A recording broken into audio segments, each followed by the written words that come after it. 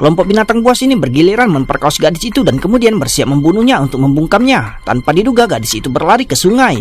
Namun pria itu mengeluarkan pistol dan menembaki gadis itu dengan ganas. Jika gadis itu lari keluar dan menelpon polisi, mereka pasti akan berakhir di penjara. Namun saat wanita itu hendak berenang ke seberang sungai, bahunya tertembak dan darah itu langsung mewarnai air sungai di sekitarnya menjadi merah. Tapi ketika mereka hendak menembak lagi, wanita itu tiba-tiba tidak menunjukkan tanda-tanda kehidupan dan mereka harus segera meninggalkan tempat tersebut.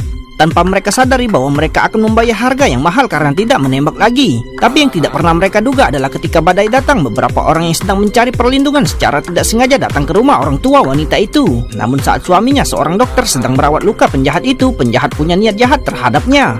Tepat ketika rekannya datang ke dapur untuk mengantarkan cangkir, tanpa diduga-duga ia melihat foto wanita tersebut. Rasa takut dalam hatinya seketika membuatnya terjatuh. Namun saat mendengar ucapan penuh perhatian dari ibu wanita itu, ia tak dapat lagi menahan rasa bersalah di hatinya. Jadi ia meletakkan kalung wanita tersebut di samping cangkir untuk mengingatkan mereka. Larut malam ketika pasangan itu hendak tidur, mereka tiba-tiba mendengar ketukan di pintu. Jadi mereka keluar untuk memeriksa. Mereka tidak menyangka bahwa orang di luar pintu adalah putri mereka sendiri. Namun yang tidak pernah mereka duga adalah bahwa putri mereka sudah berada di ambang kematian dan tulangnya patah. Sebagai seorang dokter, ayahnya hanya bisa mendisinfeksi belati itu dan kemudian secara paksa mengeluarkan peluru dari tubuh putrinya. Tapi ketika ia melakukan pemeriksaan menyeluruh terhadap putrinya, ia menemukan tanda-tanda bahwa putrinya telah mengalami kekerasan seksual. Hal ini langsung membuatnya murka dan ia bertekad akan menangkap si pembunuh dan memukulinya hingga mati. Tepat pada saat ini, ibunya juga menemukan kalung putrinya di dapur. Hal ini langsung mengingatkan mereka pada sekelompok orang malam itu.